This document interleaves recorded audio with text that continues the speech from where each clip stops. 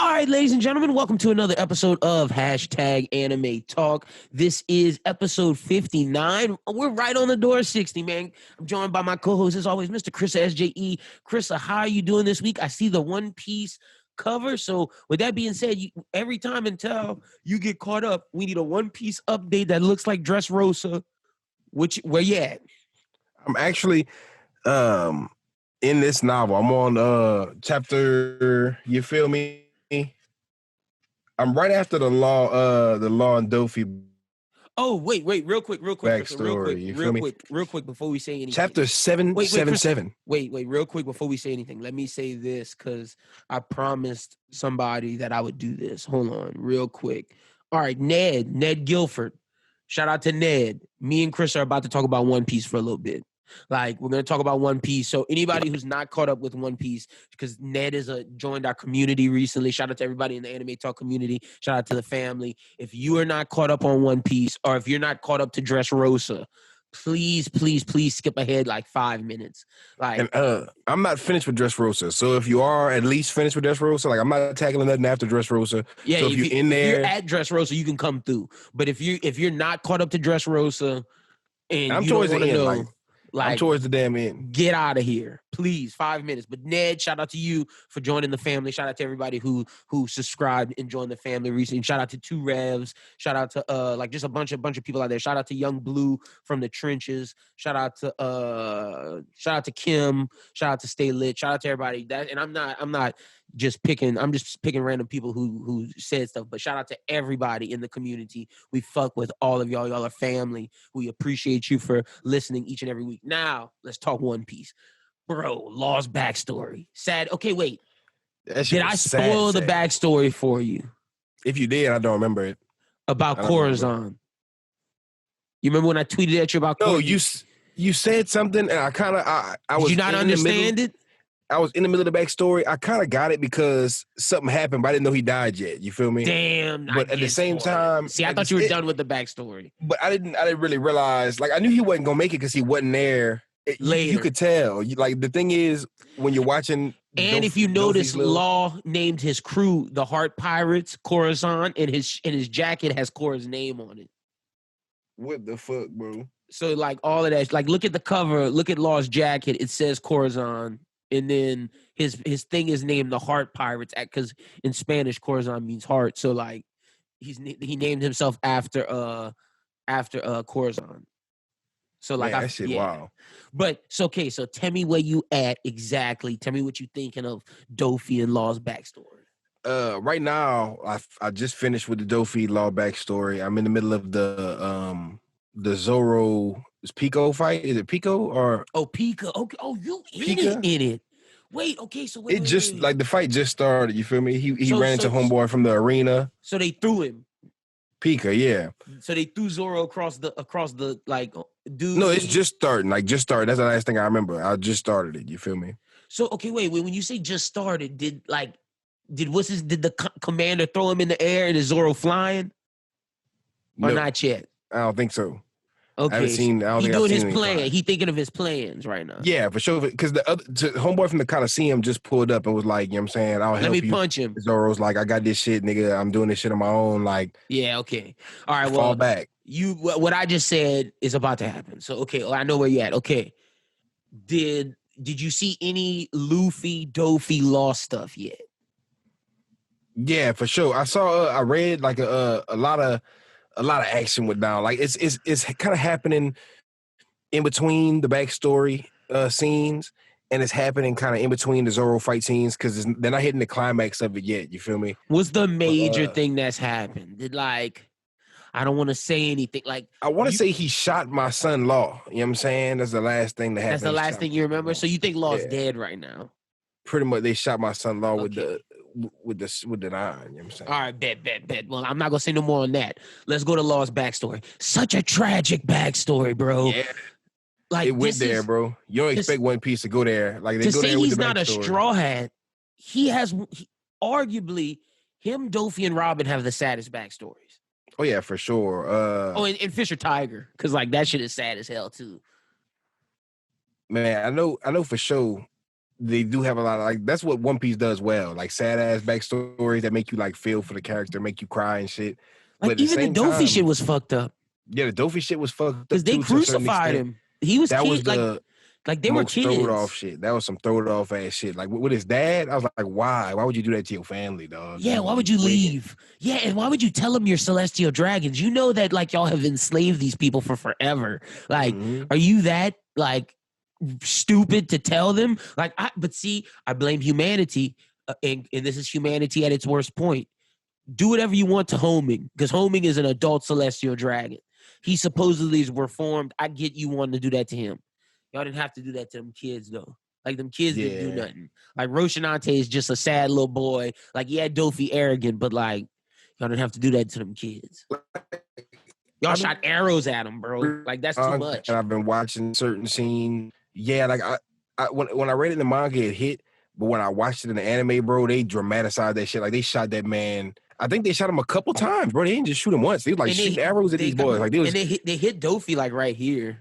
Yeah, like it's down bad, bro. He was bleeding. I'm sitting there like, son, y'all down bad for that, bro. That's some kids, and it's fucked up. It's really fucked up. You feel me? That that Dofi went through that because that could have probably changed his life. Kept him turning into the Dofi. Yeah, like the Dofi we know today probably could have been prevented for sure if it wasn't for his environment and but some people said that Dofi was already fucked up when he got to Earth. I mean he was just because when you think about it, he was in that celestial dragon, like so he was fucked up, but he coming out of that. I look at it like you a fucking slave owner, and then like the shit happens, and you don't own slaves no more, and you gotta like go chill down with the slaves and shit. Yeah, you know what I'm saying? It's like it make you. It's some fucked up people to begin with, you know what I'm saying? But then they get even more fucked up. It's just he got fucked up. Yeah, Dofi got fucked up bad. But Law, God, I'm so happy Law turned out the way he did because like it was fucked up for Law for a little bit. He saw his whole family die. Bro. The government didn't give a shit. Like he had to hide in the dead bodies, and then the only person that cared for him died at the hands of his brother, and he couldn't scream. But shout out to Corazon for being a G for holding that silence thing till Law escaped. Like that was crazy. For sure. And that's some real shit too. You know what I'm saying? Yep. So, all right, my brother's almost to Gear 4 Luffy. All right, you about to see the first power up for Luffy in forever. So shit is litty. Hell yeah. All right, dope. Man, I want to say they did my boy Bellamy disrespectful, son. Like, oh my god, Bellamy is the biggest bitch of all time too. Like, bitch made ass. I forgot you saw that. Yo, fuck Bellamy, bro. That's a bitch ass nigga. But low key, you know what I realized now that hockey's involved in the world, and you know about that shit. Bellamy low key is a bitch because he has a pretty strong devil fruit. Like if Bellamy would just learn armament hockey and get it super strong and him do that spring shit and like he could turn himself into a bullet. Like Bellamy could do so much cool shit with his devil fruit. That's like wasted potential. This is the fucking worst. There's a lot of people. Dick ride Dofi. There's a lot of people with good devil fruits that are wasted potential. Like you remember Crocodile's homie, Das Bones, who could turn his arms and shit to blades? Yeah, like, he was dope as fuck. Like imagine if he got hockey. Like imagine if he got hockey on his arms and he turned his blades into hockey blades. Or like fucking you remember Mr. Five that shot the bombs from like his boogers? Like imagine if he hockey sized his booger bomb. Like so many people have good devil fruits. They just don't use them right.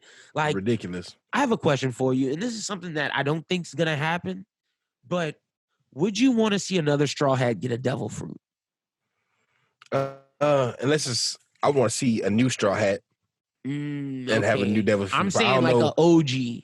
Like you think you're talking like Usopp, you talking Usopp, Zoro, Nami, Sanji. Yeah, one of those. Zoro already. Zoro can't. He the first nigga to get lost and everything. Zoro can't able to swim. He dead already. Zoro cannot. And Zoro was already OP. I don't want Usopp to either. And yeah, for sure. Usopp's already gangster how he is. Like I fucks with Usopp. He be on some bitch ass shit, but he gangster at the same time. And see, you saw the Coliseum shit, right? Wait, what you mean? The Coliseum shit with Usopp? No, with Lucy. Oh yeah, for sure. You met Sabo. That shit was funny. For sure, yes. Sabo's in the building. Okay, so you remember how Luffy asked Frankie if he wanted the Mera no Mi? Frankie said no. Mm-hmm. Because Frankie don't want I to eat thought no that fucking was devil fruit. I thought that was a missed opportunity because Sanji does Diablo Jamble. I thought Sanji would have been dope to get the like. It's dope that Sabo got it because that's Oh, their I brother. forgot that Sanji don't have But a like, devil fruit. but I think Sanji gets a power up in a different way, which I'm actually cool with. But where you're at and in the future, I would not mind Sanji getting the devil fruit. But I thought the Maranomi was a missed opportunity just for the fact that he does Diablo Jamble and like he can skywalk. Like fire is just something that would be amazing for him. But That would be dope as fuck. does that make him stronger than Zoro? Because they're trying to keep him and Zoro kind of close. I do like the fact that they're kind of like rivals and they both don't have a devil fruit and they're both like OP as fuck. You feel me? They both like the Straw Hats are nothing to be fucked with. And Until they you know what I'm meet saying? The Yonko. front lines, at the front lines is them two. Like, you feel me? Like it's Luffy and then it's Zoro and Sanji. Like, that's the Sanji, front yeah. line fighters. You feel me? You got Frankie there. You feel me? Brooks ain't no bitch. Brooks can hold his and then, own. and then Brooke can hold his Robin is own. like, it goes, this is the tiers. It goes Luffy, Sanji, Zoro, Monster That's Trio. top tier. And like, you know about Jinbei, so I'm gonna just say Jinbei too, because Jinbei, Jinbei, that's the big four. Honorary fucking Straw Hat. That's the big four. Then the tier under them is Frankie, Brooke, Robin. Damn. That's and it. Then Usopp. Well, no. Strong Chopper may be able to be. Yeah, in there Chopper's stronger now, but like I would say Chopper and Usopp are right under them, and Nami's right under them. And that's what I was gonna say as well. Right. I would not mind if Nami got a devil fruit, but some people say that Nami's the navigator. She has to be able to swim. But like, I think Nami getting the devil fruit would be good for her, and it would make her That would be fights. pretty dope. Like if she got the right devil fruit, like I feel like she would have to get something to go along with her powers. Like if she could control water, like rain, or if she could control like snow, like because there's a theory. You remember Monet from Punk Hazard? Yes, sir. So Monet died. And the way devil fruits work, they grow immediately on the closest tree. Punk Hazard didn't have any trees, but Nami has an orange or Meachums, which is a Japanese orange, Meekins. She has a Meekin tree on the Sunny. So the theory is, what if Monet's fruit grew on the Sunny and Nami's going to eat it after Wano? Ooh, that'd be wild. And Nami became the snow queen of the Straw Hats. I think that would be crazy dope. Shit. I think that would be fucking dope. But yeah, I just wanted to know if you thought any Straw Hats should get a devil fruit. Now that you've seen Sabo, how do you feel about him? Sabo's pretty dope. He's pretty raw. I like how he got the flame fruit or whatever, and he instantly started working that bitch. It's like he was like whooping ass with it. Like Sabo, he's ready. And people don't like that this is a thing, but to me, it's obvious. Sabo's stronger than Ace at this point in time. Like when Ace died, Ace is weaker than both Luffy and Sabo, because Sabo was this master of Dragon Claw hockey, doing the drag like with the revolutionaries taught him, and now he got the Maranomi. Like that's double. We don't know if Ace knew hockey. I don't think Ace would have gotten to the situation he got into if he knew it. He knew hockey, yeah. Like That's a good point. Ace got fucking bitch, bro. Like, yeah, Blackbeard beat his ass. They did my boy so dirty, bro. That's why I could never fuck with Blackbeard. They got like a whole section of the One Piece fan base that's Blackbeard fans.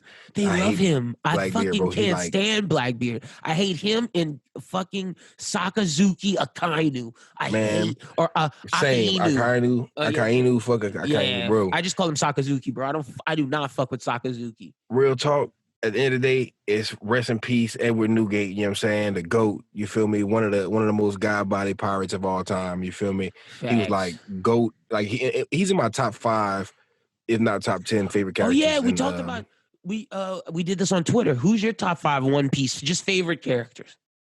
Hold up, I gotta pull up what I said because I don't want to say nothing contradictory. You know what I'm saying? And it's no order, so I got mine. Mine is. And it stays this way every time until like there's certain instances where certain people can move up. But mine is Zoro, Sanji. I think I said Zoro. I'm pretty sure I said Zoro. If I didn't, I'm freaking ignorant. Zoro, Sanji, Law, Doffy, Mihawk, or Doffy and Mihawk are like on one line. So yeah, like so Zoro, Sanji, Law, Dofi, Mihawk, and then I say Shanks? I need to go back and see what I said. But I I don't think think you said Law, Sanji, Sabo, Zoro, yeah, Sabo. Doflamingo, Mihawk. Yeah, Sabo. That's the one. I knew it was an S character. Sabo's my boy. So yeah, Law is number one. Law is my favorite. As you can see, the guy got Law is figure. goated, bro. Law is my favorite my favorite character in One Piece. Sanji is probably second. Zoro is probably third. Well, no, Sabo's third. Zoro's fourth, and then Dofi and Mihawk tied at fifth. Luffy, I don't put Luffy in my top five because I love Luffy, and like I'm a stand for Luffy every time. Luffy's like sixth, like if I'm being honest. But Kid is like at a solid. I like Eustace Captain Kid, and if Kid does some badass shit in Wano, he gonna move up. Man, I'm hyped to see what Kid does in the future. You feel me? Yeah, because you just seen Kid be a bitch right now. Kid is.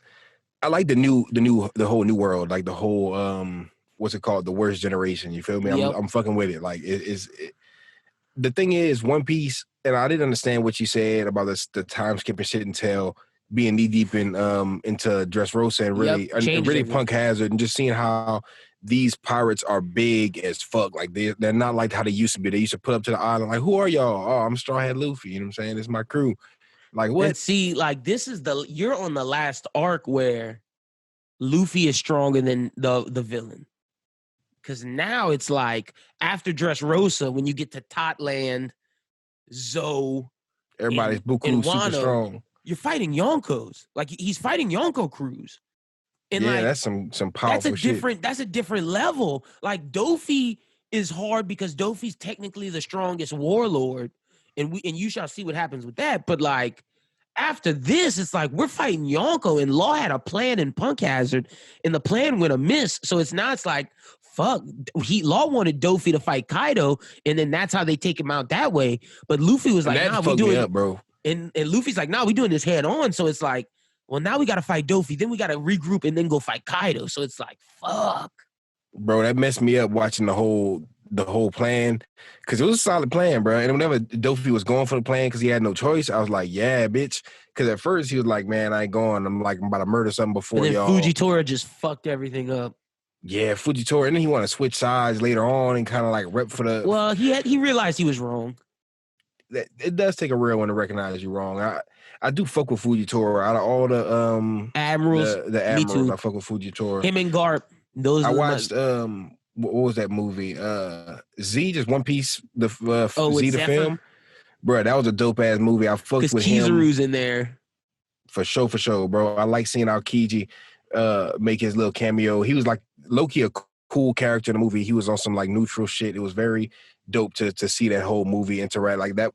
That was one of my favorite One Piece movies after like putting it up there. I'm not saying it's better than these, but I'm putting it up there with like the Gold and the Stampede. You feel me? Yeah, Z is super solid. But like I know we talked about the whole Dragon Ball movies, but One Piece movies pretty much hit every time. Naruto movies, Yeah, Naruto movies are kind of mad. Some of them hit, you feel me? Some of the Dragon Ball ones hit. Fucking One Piece, I have not seen a miss yet. Well, the early ones are bad.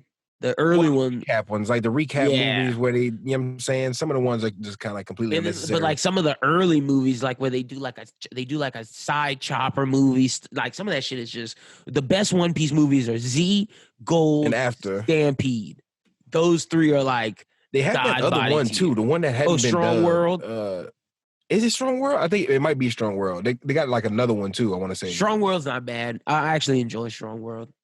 They low-key haven't missed yet. You feel me? So I'm just I'm looking forward to just what else is to come from One Piece. I love all the characters that they introduced in the whole Coliseum kind of arc. Yeah. Everything is just dope. You know what I'm saying? I love how everything's coming together. So just pay attention. Just because a lot of shit is foreshadowing right now. So just pay attention. But let's get into this week's news story. So Promised Neverland season 1 is coming to Netflix September 1st. That's just something just to let people know. If you have Netflix and you haven't watched Promised Neverland yet, you can check it out September 1st. Trissa, rest in peace to Kiss Anime. Let's have this conversation.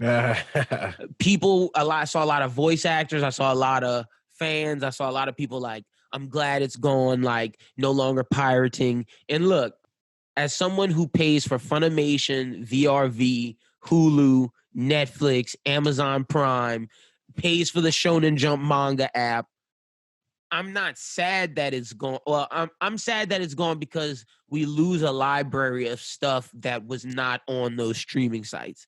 And even more so, I'm more sad that I'm actually really sad that Kiss Manga is gone, because that's where I go look to find manga that's not on Shonen Jump, because there's not a Seinen Jump. There's not a, like, some of these other like manga magazines don't have online streaming services that I can pay for. So it's like, where do I get these manga from? So if I don't buy the physical copy, I can't read it on my phone, and I'm a digital user. So it's like, I don't know where I can get some of these mangas. And Kiss Manga, Manga Zone, some of these free manga sites are the things that kept me going. You know what I mean?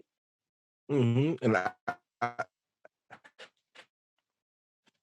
I'm a subscriber of Funimation, Crunchyroll, VRV, everything, Netflix, everything. Hulu. You know what I'm saying? I support creators, and I always start the show off with a reading a manga. I support them. I buy the American, you know what I'm saying, the English print of the manga, and then I have a lot of original Japanese, like the Shonen Jumps that I have from America. The American Shonen Jumps, English, whatever, subs, whatever the case may be. They stopped around like 2014, 15. Like, so the only ones you can get of like an actual raw Shonen Jump magazines from Japan. So I'll be trying to cop from that, you know what I'm saying? So I feel like I could, you know what I'm saying? If I watch Kiss Anime, y'all can't blame me, son. It's only because I can't find it anywhere else. I'm buying it everywhere else. Like these old school movies, like some of them aren't on the PlayStation Network for me to rent. Like, I saw somebody say on Twitter, it was shit like Kiss Anime is horrible for piracy and everything because you don't want to be a pirate, yada yada. But at the end of the day, it was good for the preservation of anime. You feel me? Because literally it had everything. It had gems from the 80s. Like I remember they would always like have the OG anime. Shit, everything the 60s and 70s. Like they had like the OG shit. So it's like that stuff's not on streaming. So it's like I'm sad to see that go. And I remember, I ain't gonna lie, bro. There was a point in time because this my big thing, right? Kiss Anime is not something everybody uses right now. I don't really use Kiss Anime, like whenever it was around. The only time I would use Kiss Anime was to download episodes for like AMVs. I haven't used Kiss Anime in God, like, if we're being honest, I haven't used Kiss Anime consistently since like 2013, 2014. Like it's been a like when I would use it this year, it was to watch certain movies. It was to watch stuff for Run It Back after I rented it and my rental period was over. And it was like, I'm not buying this again. I'm watching this for free the day of to be prepared for our show. I'm sorry. I just got to do that. And I'm not gonna lie, man. I think I did watch, I watched that on Kiss Anime because the movies aren't on Funimation or Hulu, I want to say, or Netflix. Like you're not gonna find. You gotta rent that on PlayStation. And the thing is, I have a lot of them on DVD, but like, sometimes I'm watching on my phone. I'm watching on the go. I'm not about to just pull out a DVD that I have in a drawer somewhere at my crib. You feel me? I have a bunch of Dragon Ball DVDs, Pokemon DVDs. That's what I'm saying. It's like, son, it's about the, like you said, I'm a digital user. A lot of the times I do read because I'm reading hard copy One Piece right now. Like I'm in between reading hard copy and watching episodes and reading on my Shonen Jump app. You feel me? That's what I'm saying. But you about to have to get to strictly Shonen Jump app. What you mean? Like with One Piece? Yeah, like how many more? Like after that? Oh, they got a lot. Do you have the next one? A lot. I have. Okay, so I got volume 77. Well, I got volume 75, 76, 77, 78, and I want to say 79. Okay, but well, I got one of them that's a 3-pack. It's like 79, 80, 81. Okay. You know what I'm saying? So I got that one. So I'm gonna try to. I'm like, bro, I've been knocking these out. Okay, real. So you've been actually reading physicals. See, I've been buying the physicals, bro. Because this is my favorite. This is like my favorite One Piece arc, and I love the cover art for the whole Dressrosa. Every single cover has been hitting. Every single chapter cover has been hitting. You feel me? I'm just like one of them. I'm one of the people who got, like, if I like the cover art, I gotta stand it. I gotta buy it. You feel me? Look, I feel that. So, but yeah, rest in peace, Kiss Anime. Rest in peace, Kiss Anime. Not for pirating, but I was trying to make that point earlier. Like back in the day, there was no such thing as Crunchyroll streaming, Funimation streaming. You feel me? There was just Go Anime or whatever it was, and Kiss Anime. And And watch whenever Super cartoons was dropping, online. bro, you remember how painful it was when Super first came out and there was no Funimation app? Like Funimation came out like maybe season 2 or whatever. But when it first dropped and the episodes was dropping in Japan, and we sitting there like waiting on the bitches to get subbed. Like the Raws would drop and we watching it. We waiting for like an hour or two for the dude to translate it and then them to sub it and upload the video. Sometimes it wouldn't upload Saturday night. It would upload Sunday morning. You feel me? They started getting their shit together around the Tournament of Power because it was some big shit. You feel me? So they was dropping it fast. But bro, there was a point in time when that's the only way you could watch, you feel me, certain anime. There was, so I respect it for what it was, you feel me? But at the end of the day, nobody on that shit right now. So everybody got Crunchyroll, everybody got Funimation. Exactly. If you don't, like, I'm sorry, broke boys. There's some streaming things out there. Y'all can go find another pirate site. But yeah, people are saying, where are we gonna go now? It's like, oh, I don't speak broke. I don't speak broke, dog. And look, I'm not gonna shame y'all, even though that is some broke boy shit. You could get like a Hulu or pick one, but like there's still piracy sites out there. Granted, they may be gone soon. Girl, you feel me? Go in on it with your homies. You feel me? But they may be gone soon because Japan's law and whatnot, that's what's getting these things out of here. But you better utilize it while you can. That's all I'm going to say. Another thing that's just, this isn't sad. This is good on Shonen Jump getting this out of here. But Act Age is done. This happened after our episode dropped last week. The mangaka got charged with, I don't want to say the wrong charge, but he was doing shit he should not have been doing with 14-year-old girls. He either sexually, I know he didn't rape them. He either sexually assaulted them or sexually harassed them. One of the two. But he shouldn't have been doing that with 14-year-old girls and then joking about the bike shit in his SBS at the back of the manga chapters. He was joking about the bike that he used in the situation in some of the Act Age shit at the end of Shonen Jump. Bad look. Shonen Jump had to cancel all of that. I feel bad for the artist because he had nothing to do with this. But bro, you just gotta hope you get another gig because that dude had to go. Yeah, hopefully, the dude can get a new gig because that. Is it a dude or is it a woman who did the actual art? You know what I'm saying? I think it might be a lady who did the actual art. Whoever it is, you know what I'm saying? They need to. This shouldn't be a strike against them by any means. We get it. Act Age got to go, but hopefully there's still room in Shonen Jump for because the art style apparently was a lot of people's favorite, one of their favorite parts about it. You know what I'm saying? So, I'm glad they got him up out of there. We don't need none of that. Like whenever it hurt whenever you hear like, you know what I'm saying, R. Kelly's doing this shit. So it hurts the same way when you hear the Rurouni Kenshin mangaka's doing what he's doing. You feel me? The Toriko's mangaka's doing what he's doing. You know what I'm saying? So it's like you gotta shun these situations. Make sure we you know what I'm saying, treat these situations accordingly.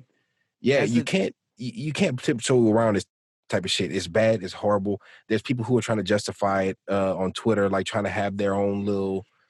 I don't want to get too deep into the politics of it, you know what I'm saying? But it's like that shit's wrong across the board, bro. Like if you're condoning that shit, then like you need to you got issues of your own, and like the cops need to start checking y'all's Twitter out here, you who hiding behind these anime avies, and you're just making the anime community look bad. Literally, my girlfriend was like, what's all this shit trending about anime? And I was like, and I had to explain it to her, and she was like, you see? Oh, that's all the sexualization of those little girls on those cartoons.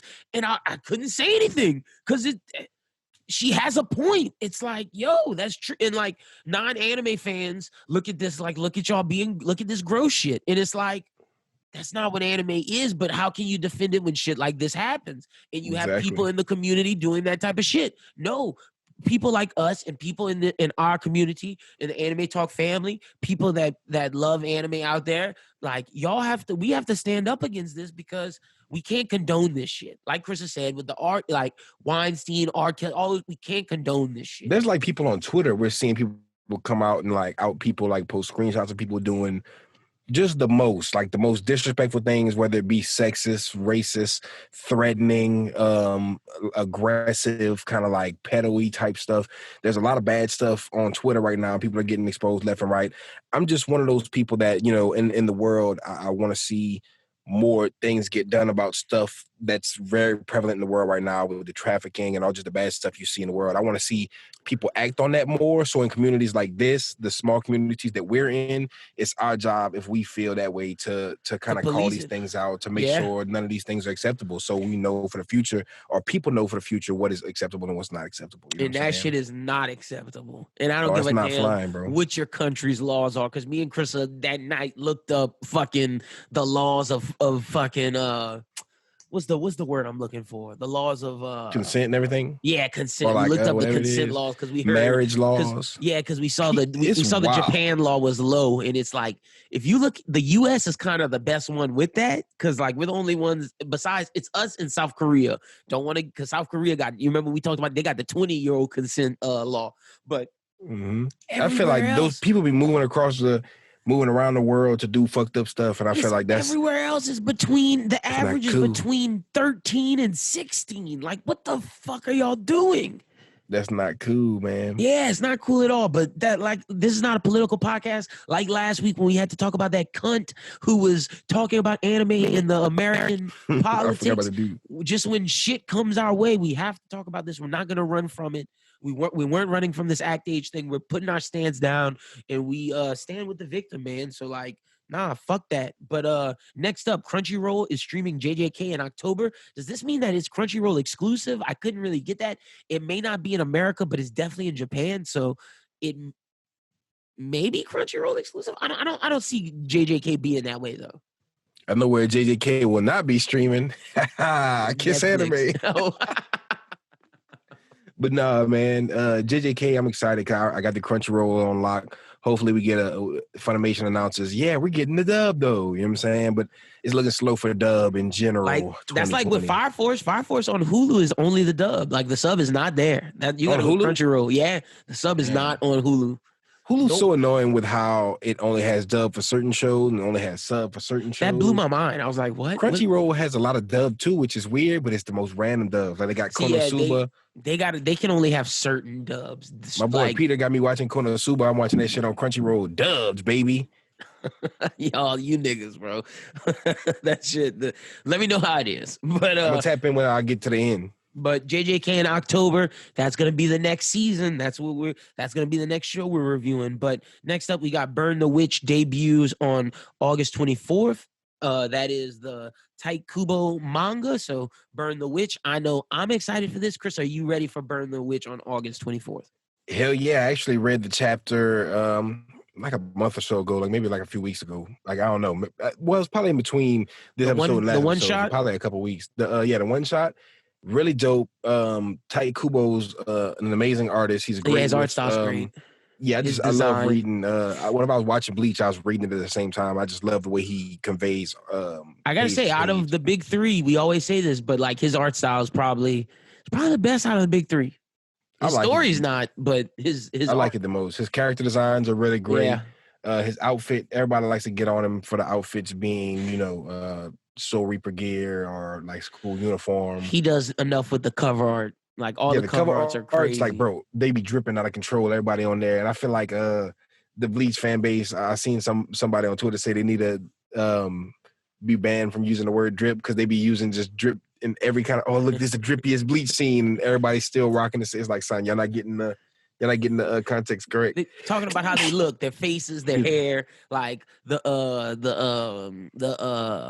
actual character design. The actual character design. I was gonna say homunculus, but not homunculus. Oh my god. The hollows from Hueco Mundo, like the Arankar, those niggas be looking badass. So like, Taiku kills it. So gonna be. And I feel like Jujutsu Kaisen has like a strong Bleach influence, and I feel like without Bleach, you don't get a lot of anime after Bleach that kind of has that harder kind of. Yeah, JJK and Chainsaw Man, like very for sure. Bleach-esque. And they do their own style with it, which makes them very original. And that's why I'm excited for the JJK anime. I'm not gonna lie, for this Burn the Witch 2, like I really, really want to get an anime adaptation for this because just off of the one shot, I'm hyped for the next few chapters. We are. They announced that. That was part of the announcement with the Bleach shit. I wonder if it's gonna stick to the manga. Like I definitely think it will. They haven't started making it yet. I think they're waiting for this to drop first. They say we get like 4 chapters or whatever. Yeah, so this is dropping, then the Bleach anime, the 1,000-year Blood War arc, and then Burn the Witch anime is coming out after that. I'm excited, bro, because Burn the Witch is promising. Yeah, it Is looks it in the dope. same world? Is it like a spinoff? Yeah, it's in like London, whereas Bleach takes place in Japan. Yes, and I do like that how it's in London and they're having like they're having the accent, like you can tell. dragons and shit. Shit's different. So yeah, no, that shit's gonna be litty. August 24th. We will definitely be reviewing that on the next anime talk. But man, Jump Force. This just makes me every Jump Force announcement that Jump Force is in the news? Yes, every Jump Force announcement that comes like this gets me so upset because it shows that Bandai does not care. Like, if you're gonna put this person in the game, it goes back to our conversation of why was Bisky in the fucking game. I understand Bisky may be a fun character, but if you're gonna put Miru, how do you say his name? Meruem. Meruem. If you're gonna put Yeah, Meruem, you got to put Pito in there. The female from Hunter x Hunter should have been Pito, and now we have Meruem. Like, that's what it should have been, not fucking Bisky. And then you're putting Meruem in a time when no one is playing Jump Force. Like, this would have been cool on release day if Meruem would have been there. It's like, yo, we get to play as not only Aizen, not only Blackbeard, not only Madara, but we get to play as Meruem. Yo, that's lit. So so Jump Force, another just L. This is an L to me, Chrissa. Man, my big thing is I'm a bitch. You know what I'm saying? I know you're excited Bandai, for it. you feel me? I'm gonna, and this is the real fucked up part, right? I was disappointed in a lot of things about my purchase for the PS4. You're buying it for the Switch. Jump Force. But I am buying it for the Switch. They had that meme. What's the basketball player? Is it Russell Westbrook? No. That was like eating the popcorn, like you know what I'm saying? The crowd like eating something behind, like acting like he's like sneaking and eating it. Yeah, that's me. Jump Force. Like I'm a quietly, you feel me? Like download that shit on the Switch and not say nothing about it. You feel me? Sad. This nigga paid $100. Bandai got this nigga for another $50, bro. Like, Chris, that's disgusting. Maybe more if they tax me for the passes for all the characters, but I need all the characters. And the thing is, if I buy Jump Force for the Switch, it better come with all the first round DLC characters. I hope it does not. I hope you have to pay $20 for each one just for the fact that you buying this again. Them niggas gonna be another get you. It's gonna be another $100, bro. Are you gonna spend another $100 on this game for real? To be real, son, I'm not gonna lie to you. On the Switch, yeah, don't lie. That's gonna be a whole nother experience for sure. I'm buying that bitch. Like, I'm not gonna lie to you. I'm ashamed of myself.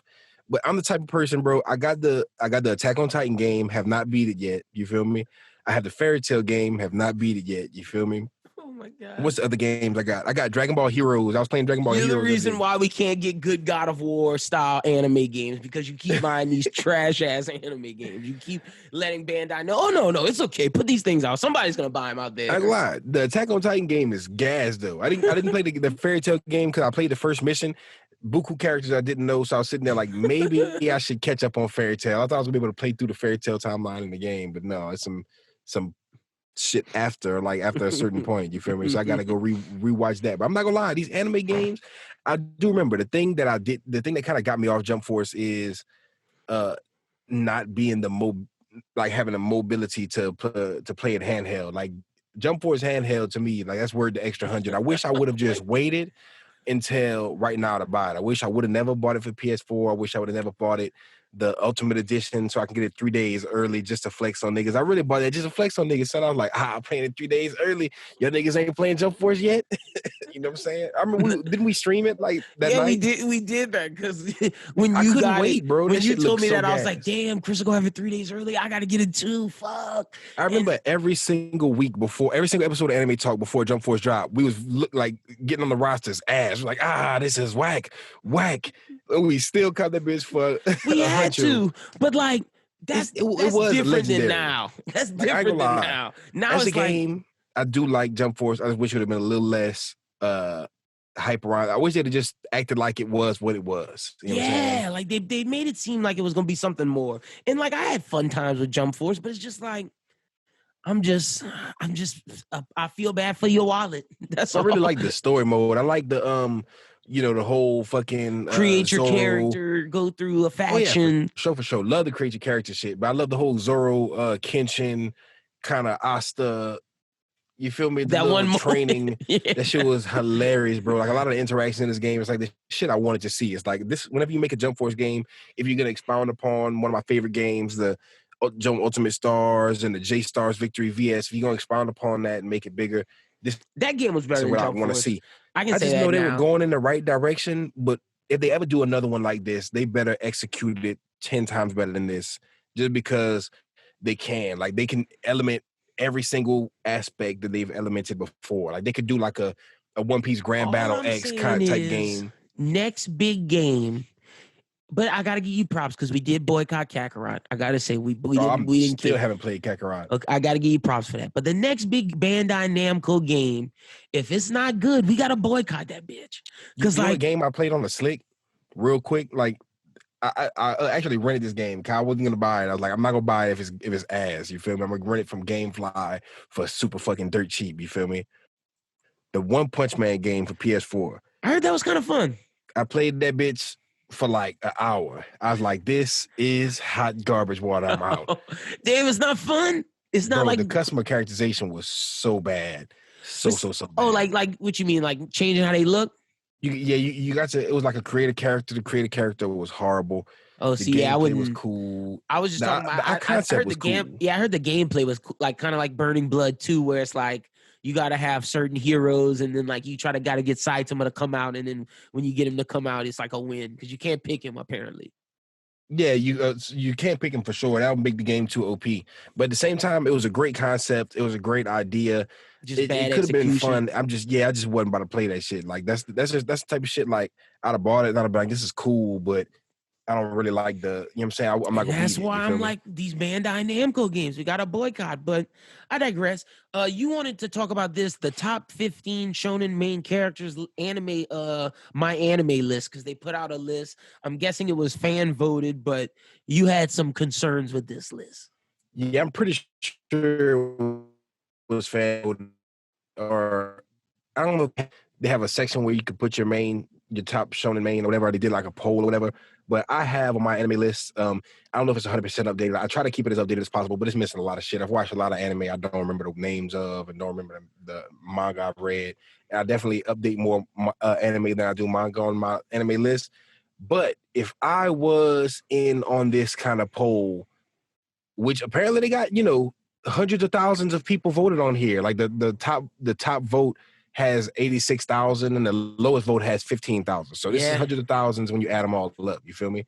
So I wasn't in here, and you see it because Yusuke Urameshi is nowhere to be found. You'd only been one 15. vote though. Bro, the top 15. So I would have rided, bro. I remember whenever Watch Mojo, right? I'm a Watch Mojo stan. Shout out to Watch Mojo. You feel me? I watch they fucking top 10s religiously. They had like a thing online where you could vote for vote for whoever you want to see get number one, and they'll take it into consideration or whatever.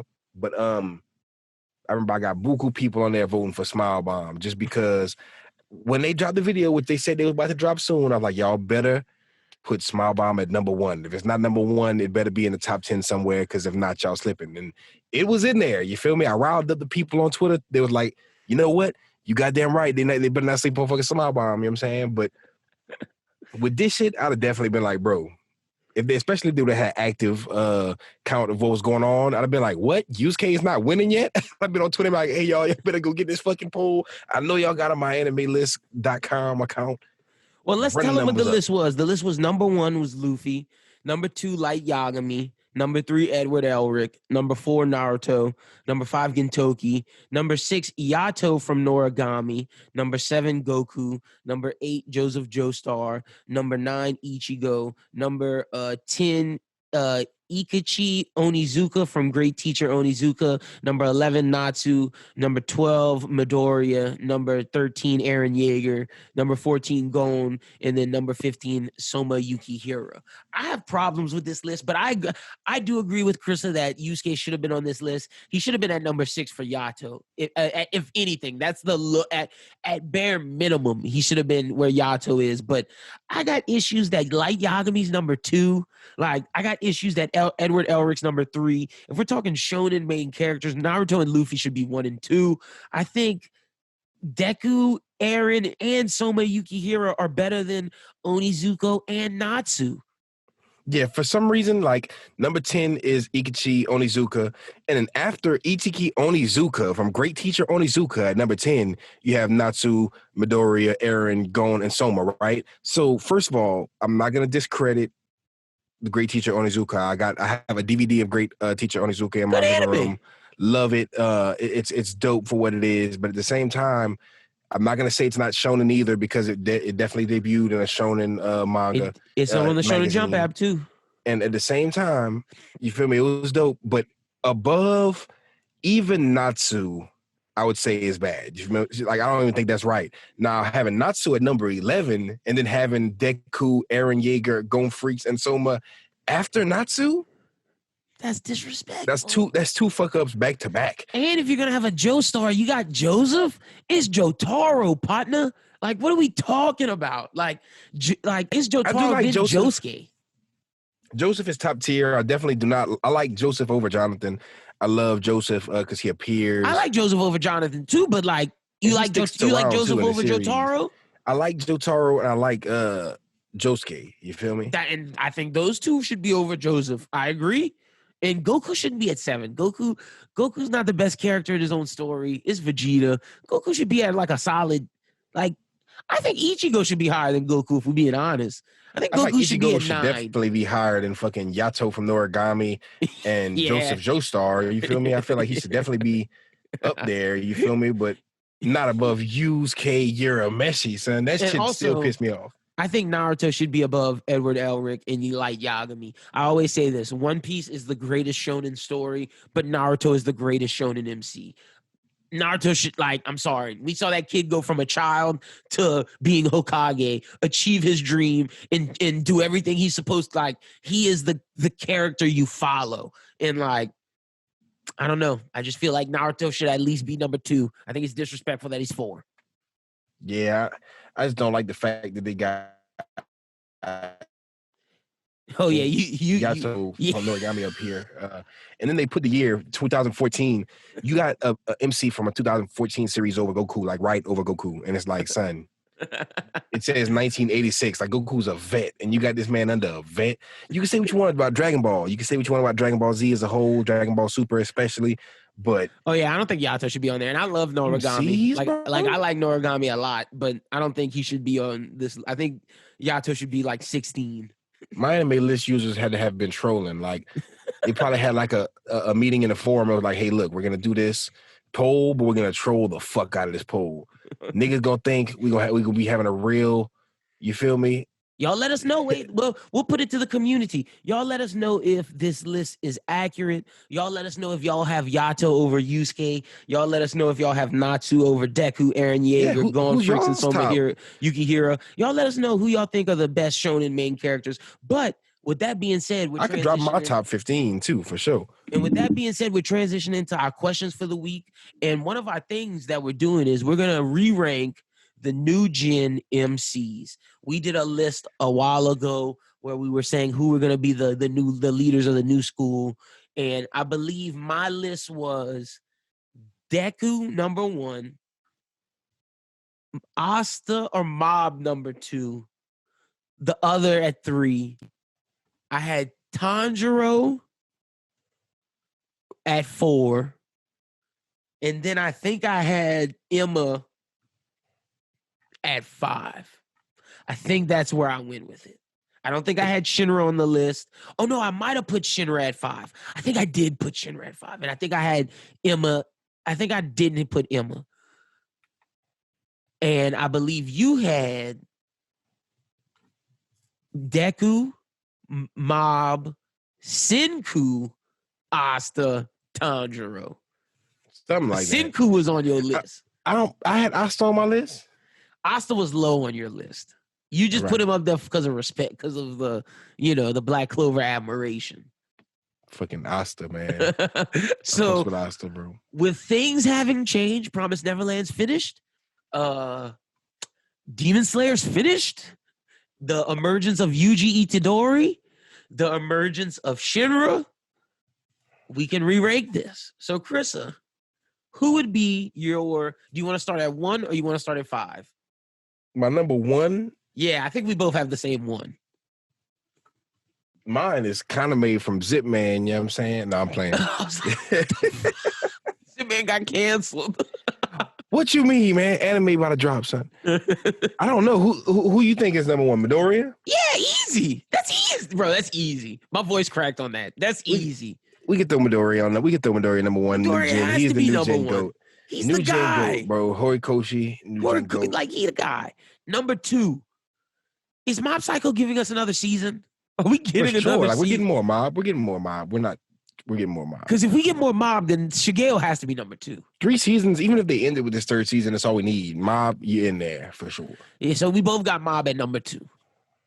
Where do you go at 3? This is where we differ. MCs, not shows.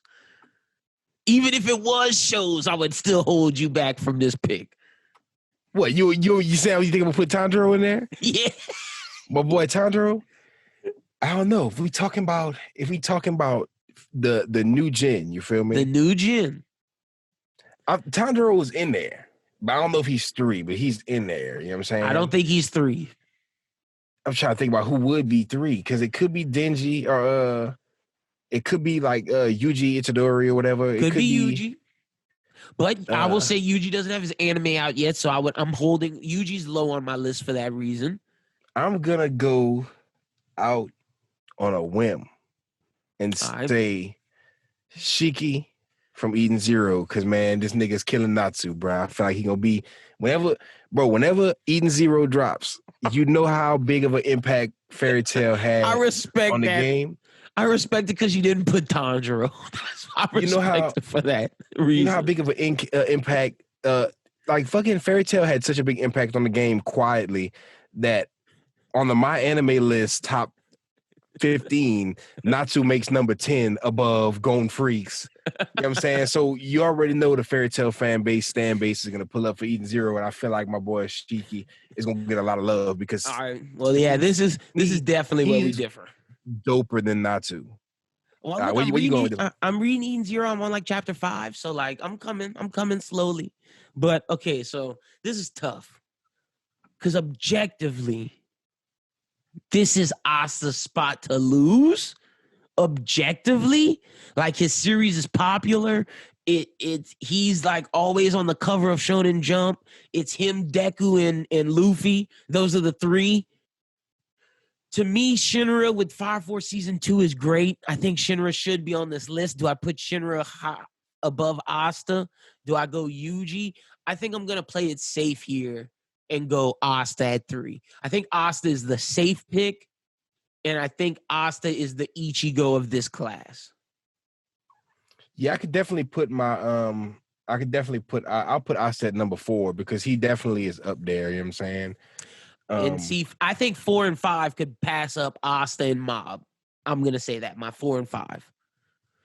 I feel like Asta's up there, you know what I'm saying? I want to say other people, but he got a popular show, bro. Niggas he does have a popular show, and people fuck with Asta. Asta's got he's definitely a good character, you know what I'm saying? He's a good hearted character.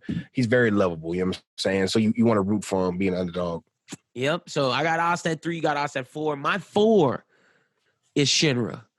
What Fire Force Season 2 is doing right now is incredible. I think Fire Force the show is a top 5 new gen show of the new shonen class. I think, not counting like Attack on Titan because that was last decade. I think it's My Hero, Mob Psycho, Fire Force. I think those are the 3 best new gen shonen shows. And Shinra plays a big part in that at MCs. I have him at number 4. I love everything Fire Force is doing right now. It is amazing. The anime is amazing, and it's making me want to go read the manga. And from what I'm hearing about the most recent manga chapters, I hear those things are ludicrous and nuts on just how much crazy shit pops off. Man, I gotta peep. Because I've been reading the manga as I, you know what I'm saying? I haven't passed up where we're at. Same, me neither. I haven't passed up where we're at. I've just been reading as I watch. But the manga's hard, the anime is hard. No complaints with that pick for sure. So who you got at 5? Is this where you go Tanjiro? Now, see, the more I think about it, I want to have Tanjiro at number 5, but he might be like number 6. You feel me? He might be number 6 because I feel like he's here to stay. I feel like Tanjiro's not going nowhere for the next few years, especially for the manga only. It's just like people are still itching for that. Like the anime onlys are still itching for Oh yeah, the Promised anime Neverland onlys season are 2. like hype. They're ready to go. Like It's the Promised manga Neverland season people 2 who is are still like, gonna be hype. You know what I'm saying? Like Mob Psycho is still going on in the manga, and I feel like people are still waiting on the season 3, and we got a lot of shit that's going to be continuing probably well into the 2030. This next decade, we're going to see a whole lot of shit get wrapped up. Or I feel like Demon Slayer doesn't make it into 2030. yeah, I don't think it makes it into Demon Slayer at max ends in 2030. That's what I'm saying. I At can most, see I it feel like ending. they can stretch it out. Yeah, I can see it ending in 2028 too. Bruh, I'm not looking forward to the spinoff of the kids in school and shit with the school outfits. I don't think that's forward to happening. that, bro. I don't think that's happening. I'm not. Hopefully, but you tripping because Gotage not writing that. I want to put somebody like Denji or Yuji in number 5. Yuji's my 5. I want to give it to Shinra too, but man, I feel like my boy Senku will make a comeback with this war arc. So when you look at the Shonen Jump manga covers, he's always, it's like how you say it. It's Deku, it's Luffy, it's Asta, but the one person who's consistently up there is Senku. Like I haven't even been seeing Yuji up there until like kind of recently. You've been seeing him. He's kind of at the forefront. Like right now, the first character you see is Luffy. The second biggest to the left is Deku. On the right is Yuji. Behind Yuji's Asta, but to the left of Asta is Senku. Yeah, the one with the ice cream. Yep. Yeah, that's the newest one I want to say. But yeah, that's true. Like Senku's always up there, bro. I'm not gonna lie. As far as Dr. Stone, I heard the people who sit on the manga. Yeah, the people who sit on the manga are saying it's intense. And you know how quick Shonen Jump is with the snip, bitch, you gotta go. They give niggas the boot. Especially with a premise like that. Yes, like legit. If you're not selling, so imagine manga keeping the fans intrigued for this long. And the anime, we only had one season. We didn't even get to the good shit yet. We're about to hit the good shit next season. I feel like the first season is definitely slept on. They had a little tournament arc, iconic. It was very great for what it was. Like I got a lot of things from Dr. Stone that I thought I wasn't gonna get. You feel me? So I'm definitely pleased with that, and I definitely feel like we got a lot more to see of Senku too. And I feel like he hadn't hit his stride yet because he had the misfortune. Not really. They had the same issue that 5-4 season 1 had. It was had to drop next to Tanjiro, Shinra. You had to drop next to all them big dogs. Emma, Mob. You had to drop next to all of that. Fucking Thorfinn, you know what I'm saying? You had to drop next to everything. So, and let's be honest. Season 1, Dr. Stone wasn't as power-packed as Vinland Saga Season 1, Demon Slayer Season 1, Mob Psycho Season 2. So I feel like we're going to see Senku shine. I haven't heard of any updates about Season 2 dropping. I've heard more updates about Neverland.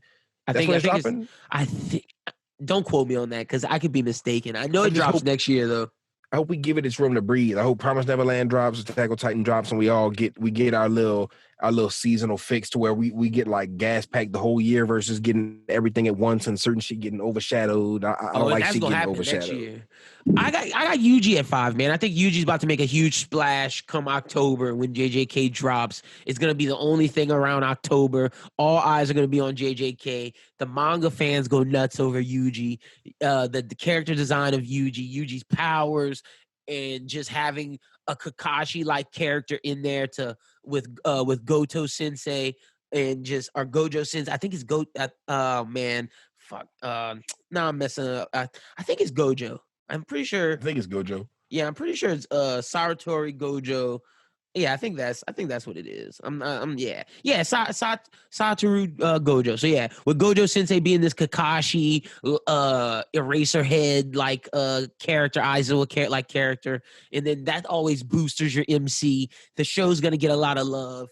I'm going Yuji at 5, and I think both Yuji and Shinra can pass up Asta and Mob. I think Shinra's Fire Force has the best shot, though, because Fire Force, to me, everything I've been seeing, I've been loving. So that's our list. Again, I got Deku, Mob, Asta, Shinra, Yuji. Krista, what you got? I got Deku, Mob. I forget who I said for 3. Shiki.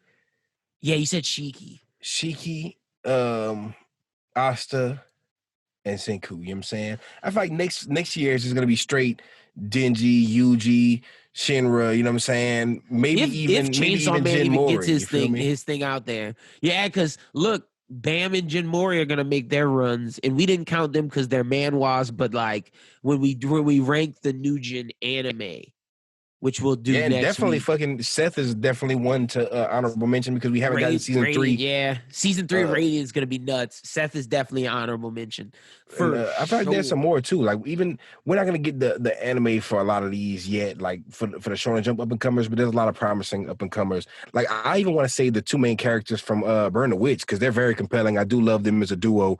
Very comedic. Like Shout out to my duo from Undead Unluck, Andy and O'Girl. for sure. Like Andy and homegirl from Undead Unluck, that would be a great duo. I'm excited to see the future of Shonen, the future of just anime in general, but Shonen specifically, because we're getting these crazy premises like Undead Unluck, Burn the Witch. And if My Hero Vigilantes drops, then hold up, the Crawler will be up there. That's gonna be fire. Like Vigilantes, the Crawler is amazing. So If they like, drop a spinoff of My Hero anime, that would be the dopest thing they could possibly do. And that's when Horikoshi is gonna set up GOAT status in his Shonen Jump land. You feel me? But next up, the final question for this week is sent in by our guy has asked, and I'm gonna edit your question a little bit, but I'm gonna read it off like you had it. What's the best arc in Battle Shonen, and why is it Black Clover's Elf War arc? So first off, we discussed the best arcs in Shonen last week, and the Elf War arc didn't get mentioned. Like, I'm just telling you right now off rip, the Elf War arc ain't better than the Dark Tournament arc. It ain't better than the Pain arc. And it's not better than Innie's Lobby. It's not better than Dressrosa. Like, so that's just some of the best arcs in Battle Shonen. But I wanted to change the question because the Elf War arc is a war arc. So to give it a shot, what do you think, Chris, are the best war arcs in anime? I'm going to start off. The best war arc to me in anime. I think for Ninja. It has to be Marineford, huh? Marineford or Dressrosa, because Dressrosa's a war. Like I think it's what you got? I give it to the Fourth Ninja War, the Ninja War, bro. I'm not mad. That's my second. Iconic. That's iconic. Like I'm not gonna lie, the One Piece, I felt like number 2 would have to be Marineford. See, I think I'm going Marineford. Well, I think I'm gonna go Dressrosa, Fourth Great Ninja War, Marineford. I loved Marineford. I just think Marineford might be a tiny bit overhyped. Smidgen. Nah, I ain't gonna lie. Marineford was gas packed. This is the number one reason why. Edward Newgate. You know what I'm saying? For sure, when you get that white beard gas pack, everything about that was gas. Everything about the whole impactfulness of Ace's death and everything was iconic.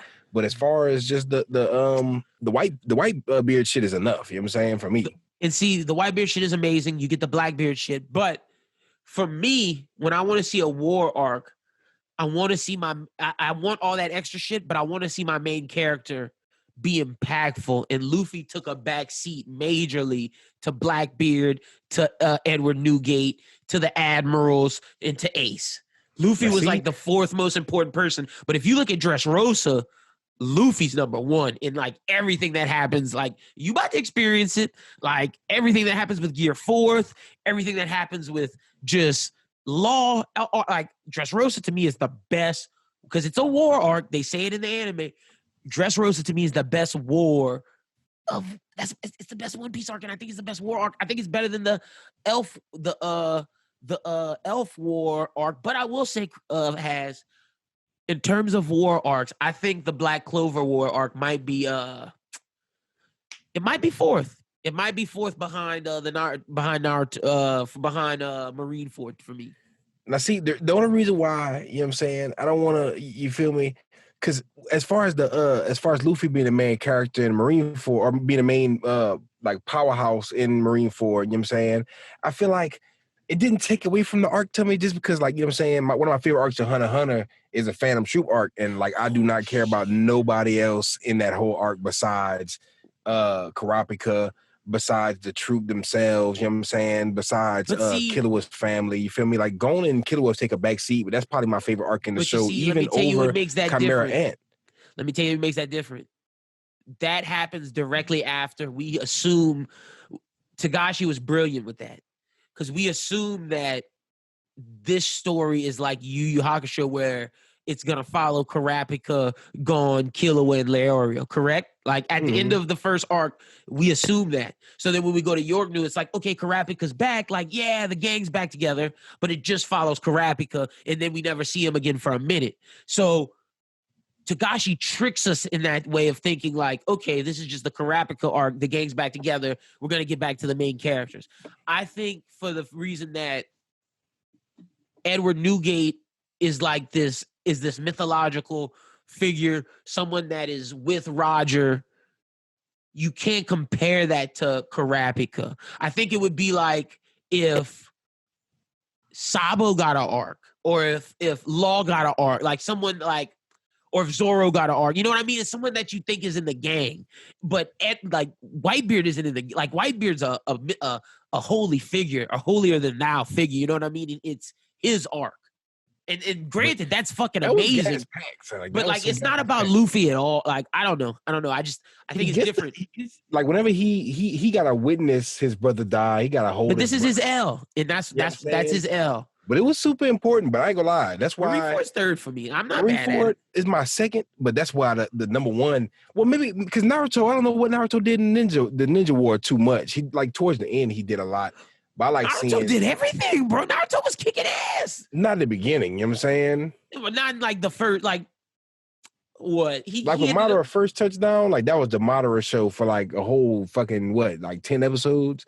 Madara just shit on the game for six chapters, and then like all the reincarnated Hokage and people came, and then Naruto came and started whipping all them niggas' asses.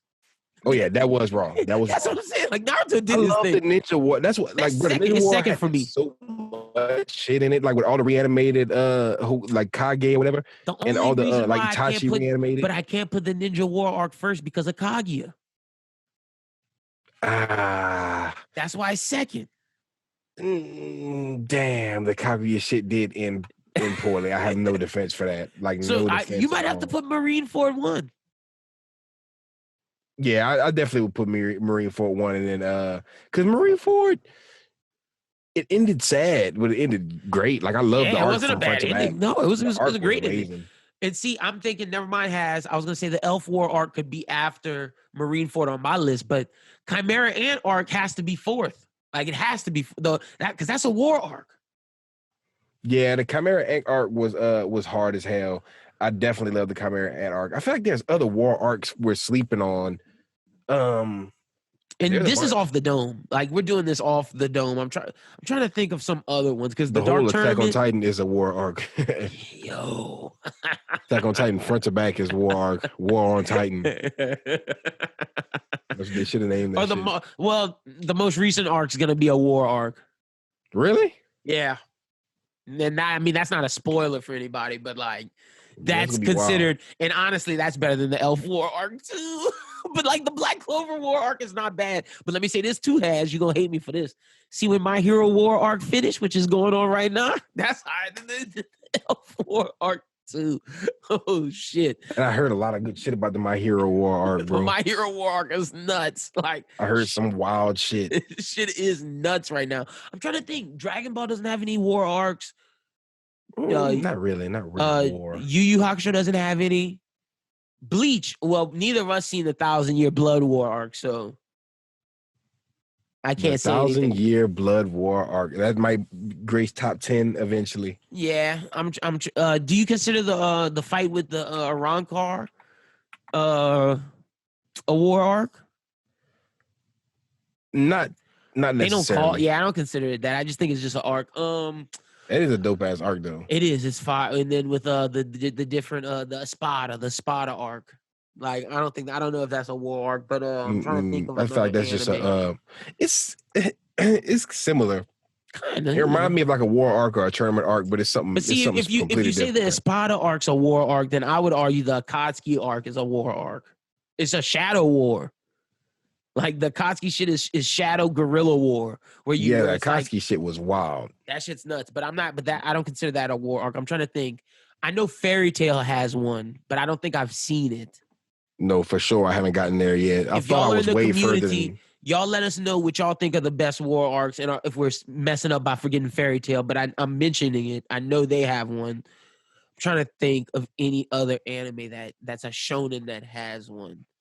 Cause I don't know. We said Hunter x Hunter. We said Yu Yu Hakusho. Trying to think. Fire Force doesn't. The Soul Eater. No, Soul Eater doesn't have a war arc. I don't think so. Not necessarily. No, yeah. So I think that might be it. But yeah, the L4 arc, I would have it under Chimera Ant arc. Yeah, I'd have it under Chimera Ant at solid. So I'd go Dressrosa, fourth grade Ninja War, Marine Ford, Chimera Ant arc. Did I say I was putting something else right here? Oh no, well the My Hero thing ain't dropped yet. So yeah, this will be where the L4 arc will go. Solid Black Clover arc.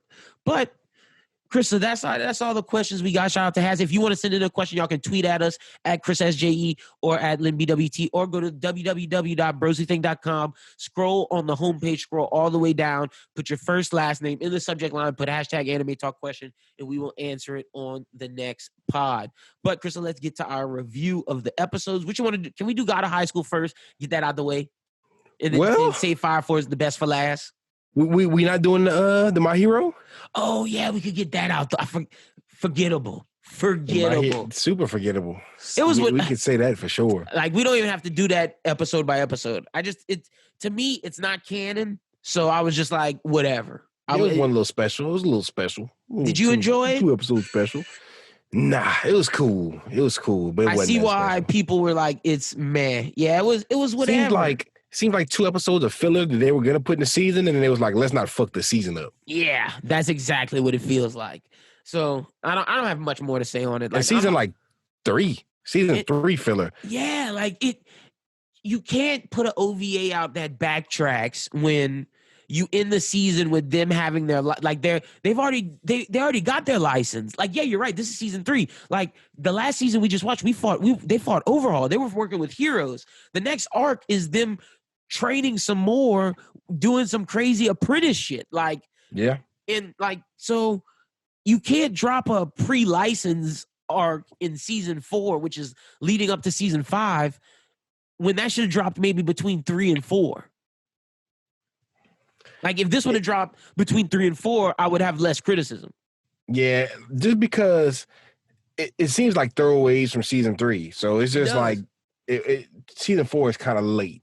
It's just like y'all aren't getting My Hero at the start of the year. You may not get it till summertime, so let this just hold you over. Or you may not get it till Christmas time next year. So this will hold you over.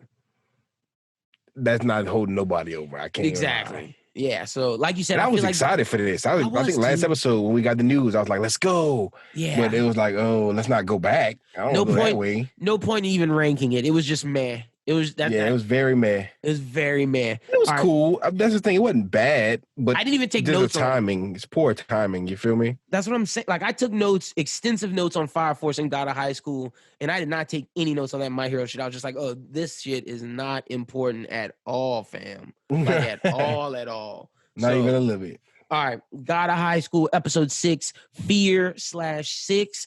The National God of High School tournament will be a team battle between teams formed from the top 3 participants in each regional preliminary. Mira wins the battle for 3rd place, meaning she will compete in nationals with Jin Mori and Han. Park Mugen explains to the other administrators that this is all part of the search for the one with the potential to be the key. At the same time, Mugen puts out a call to the 6, a group of extraordinary, powerful fighters, in order to deal with the evil organization Nox that is also searching for the key as well. So basically what I wrote down from this episode, we see Jin Taijin take on the evil society Nox. And at the end of the episode, we see his arm sliced off. So that's Jin's grandpa. It's like, ooh, what's up with that? What's up with the keys? Like, I got a question. What's up with the keys? Like, what's up with all that? Now they're 3-on-3 matches. I'm cool with that. A big takeaway I had was love seeing Han happy. Like, that was just like a moment where they're walking down the street and we see Han smile, and it's like, he's accepted his friend's death. These are his new friends. Love seeing him happy. What's Chirok and how are they connected to the keys? Yeah, the Chirok, that whole situation just takes God of High School into another realm of what I thought I was about to watch. So I'm excited to see what it has to do with that, because some of my favorite parts of these two episodes is just the fights that you get not between the main cast. You know what I'm saying? Yeah, like, and what's up with this Chirok shit? Like, we saw it earlier, and now they're diving into it, and I think in the next episode we see it more so.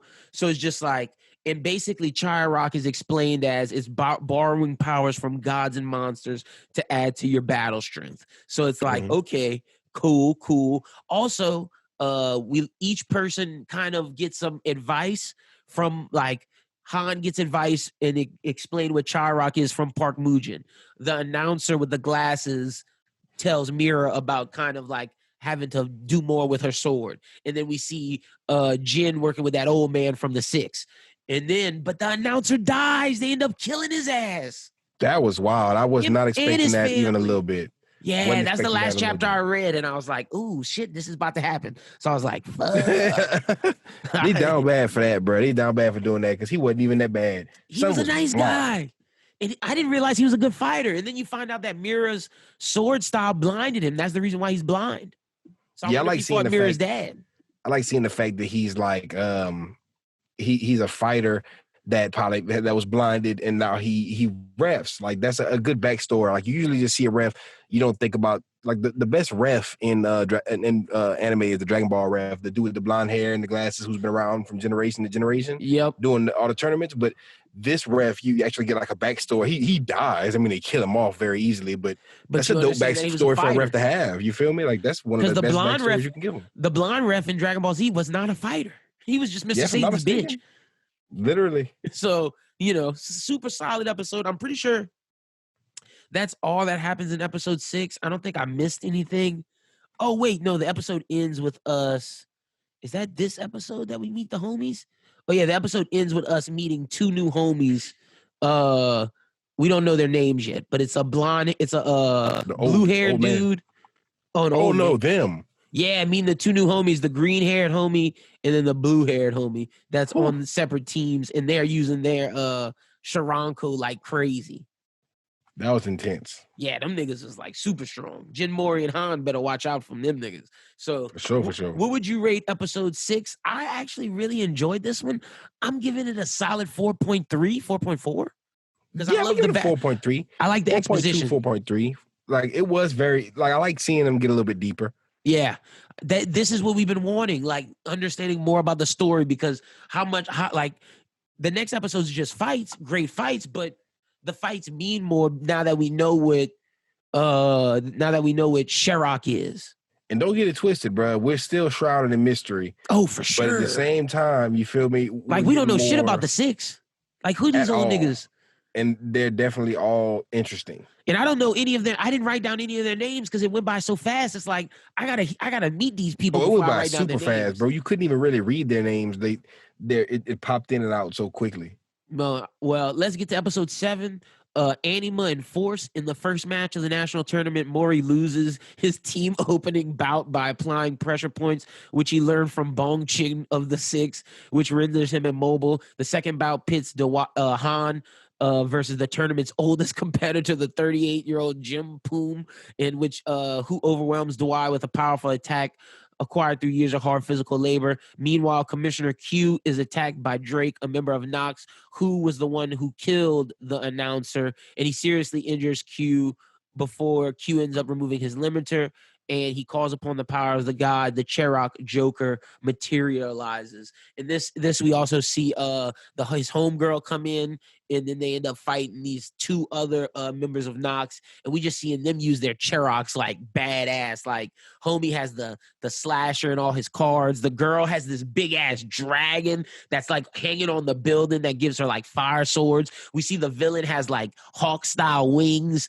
and the other one has like guns, and she's just cursing like a sailor. hammer. That shit was badass. And then Han fights a dude with a Cherokee that's like this big ass hammer. And then Mira fights a girl with a Cherokee with a light sword. And my thing is, I wondered when Jin Moore did that pressure point shit, was he gonna unleash his Cherokee? Maybe that's why it didn't work, because he got to unleash it. But I thought it was pertinent that Han says at the end of like his match, in the end of Mira's match, he says to himself, he's like, yo, I know we won this one, but like all three of us need to unlock our Cherokee or we're not going to win the next fight.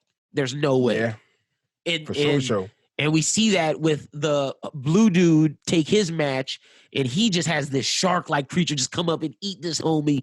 And like that battle didn't end. Oh no, it did end, because he got his secretary came out, jumped on him, and then he was beating her ass. Han went in to try to stop it.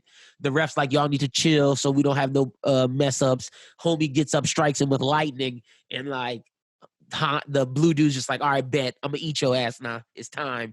But that was a good fight. All those fights were good, but the best fight was Q and that white-haired lady versus the Nox people. Yeah, that was the dopest fight. I'm not gonna lie. That this whole episode to me, like, it was action packed front to back. You know what I'm saying? It was straight fights. Not a lot of story. It was just like, all right, y'all know what Cherokee is. Now it's time to show we're doing Cherokee fights from here on out.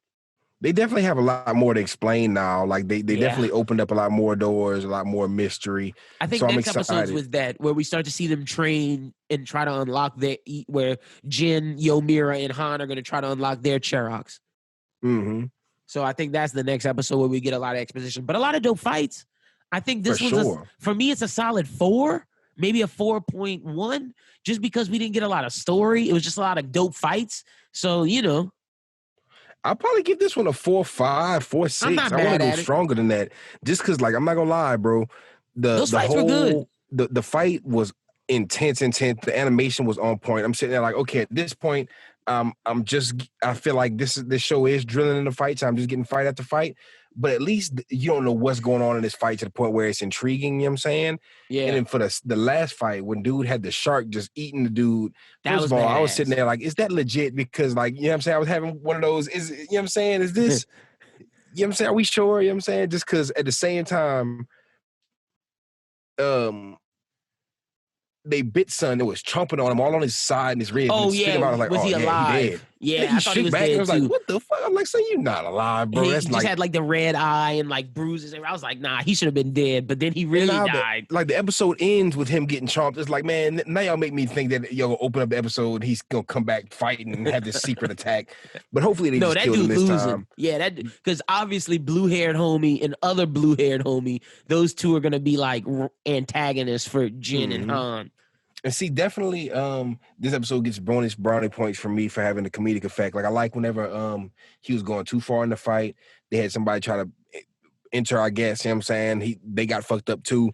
And, since Jin Mori's known for, like, pulling up and, like, being like, hey, you're going too far. Oh, yeah, Miro's like, no, don't even go.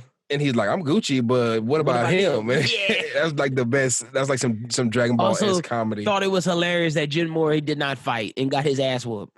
Oh yeah, that was wild. I was like, son getting his ass whooped. I was ready to see him. I was ready to see his Sherrock. I was like, let's go, Jin Mori. About to unlock. Be OP. Nope, nothing. It's like we saving that. He got to train. So it's like, all right, cool, solid. Got a high school this week, solid. I'm ready for the next ones. Facts. Like that's all that is. But let's jump to Fire Force. I got a lot of notes on this. This shit was amazing. Like Fire fucking Force. It was like Chrissa, bro. Can you be honest? This show is so good. Fire Force is good. I'm enjoying it like a lot.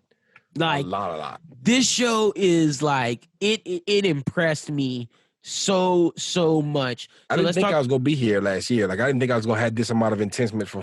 See, I didn't. Yeah, as much as I loved Fire Force last year, but I didn't know it was this. Like, yeah, and I fucked with Fire Force last year. It just wasn't above anything else I had seen. And see, it went from your typical run of the mill shonen where it stays in its city, it has government corruption.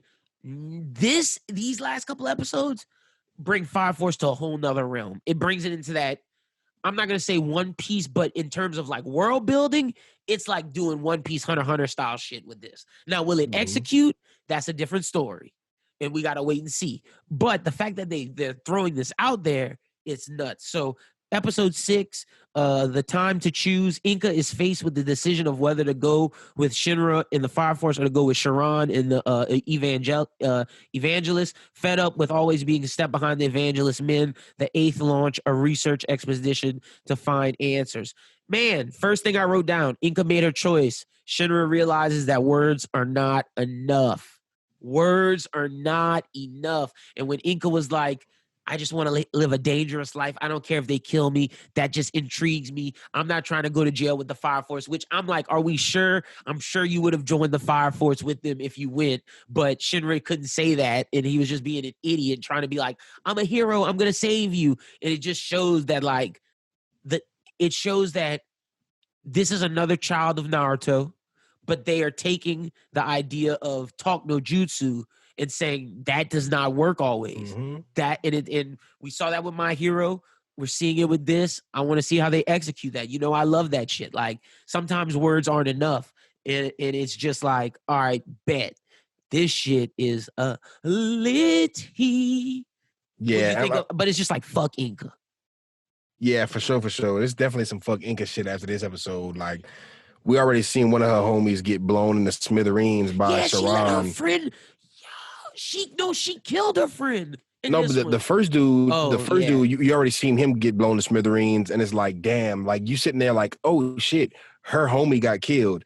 And then the other homie pulls up, and then you see that's not her homies at all. That was his homie. Like they were cool, but she didn't give a fuck about that nigga. Like he was expendable to her, just like the other dude.